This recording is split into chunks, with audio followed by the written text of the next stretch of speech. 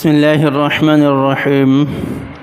حاجی حج کرنے کے لیے جاتے ہیں یا عمرہ کرنے والے جتنے بھی حضرات ہیں، جب عمرے کے لیے جاتے ہیں تو طواف کے دوران جب یہاں سے احرام کی حالت میں مکہ پہنچتے ہیں اور اللہ تعالیٰ اس بابرکت نعمت پر انہیں بہت زیادہ اجر و ثواب اور نعمت سے مالا مال فرماتے ہیں، یہ تو کسی سے مخفی نہیں ہے۔ لیکن جب وہ مطاف کے اندر جاتے ہیں یا اوپر والی کسی منزل پر طواف کرتے ہیں تو طواف کے دوران کچھ عمل ہیں جو انہیں کرنے چاہیے،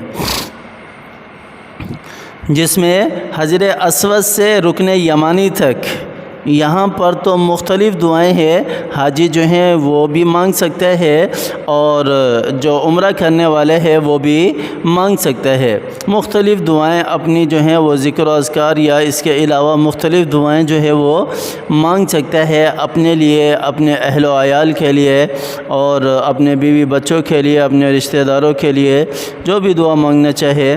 لیکن رکن یمانی سے اور حجر اسود تک اس درمیان جو یہ سائیڈ ہے، کیونکہ حجر اسود سے طواف شروع ہوتا ہے، طواف شروع ہو کر پورا یوں گھوم کر رکن یمانی تک جب آتے ہیں تو رکن یمانی کے بعد سے لے کر حجر اسود تک حاجیوں کو صرف ایک دعا مانگنی چاہیے، عمرہ کرنے والوں کو صرف ایک دعا مانگنی چاہیے جو کہ رسول اللہ صلی اللہ علیہ وسلم سے مروی ہے۔ آقا دو جہاں حضرت محمد مصطفیٰ صلی اللہ علیہ وسلم سے روایت ہے، حضرت عبداللہ ابن صعب روایت کرتے ہیں، فرماتے ہیں کہ یقول ما بین الرکنین ربنا آتنا فی الدنیا حسنہ وفی الآخرۃ حسنہ وقنا عذاب النار۔ کیا فرماتے ہیں حضرت عبداللہ ابن صعب رضی اللہ عنہ؟ فرماتے ہیں کہ میں نے رسول اللہ صلی اللہ علیہ وسلم کو طواف کی حالت میں رکن یمانی سے حجر اسود کے درمیان کی جو مسافت ہے اس کے درمیان یہ دعا پڑھتے ہوئے سنا ہے۔ کون سی دعا؟ ربنا آتنا فی الدنیا حسنہ وفی الآخرۃ حسنہ وقنا عذاب النار۔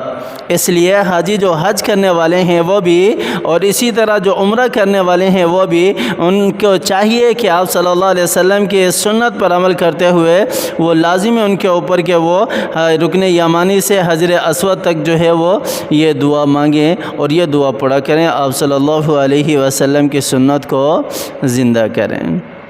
اور پھر اس کے اوپر اللہ تعالیٰ نے بڑے بڑی نعمتیں اور بڑے بڑے اجر و ثواب کا وعدہ کیا ہوا ہے کہ جو میرے محبوب کی ایک سنت کو زندہ کرے گا، اللہ تعالیٰ نہ جانے کتنی نعمتوں سے اسے مالا مال فرما دیں گے، مالا مال فرما دیں گے۔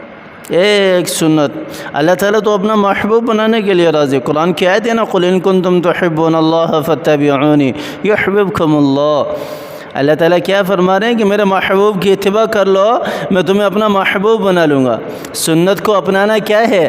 آقا دو جہاں حضرت محمد مصطفیٰ صلی اللہ علیہ وسلم کی اتباع کرنا ہی تو ہے، اور اتباع کرنے پر اللہ تعالیٰ کی ذات کیا کہہ رہی ہے؟ یحببکم اللہ، میں تمہیں اپنا محبوب بنا لوں گا۔ اور جسے اللہ اپنا محبوب بنا لے اسے پھر کسی چیز کی ضرورت رہتی ہے؟ نہیں، پھر کسی چیز کی ضرورت نہیں۔ اللہ تعالیٰ ساری پوری کرتا، ساری غیب سے پوری کرتا۔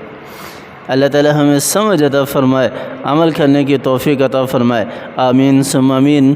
وآخر دعوانا ان الحمد للہ رب العالمین۔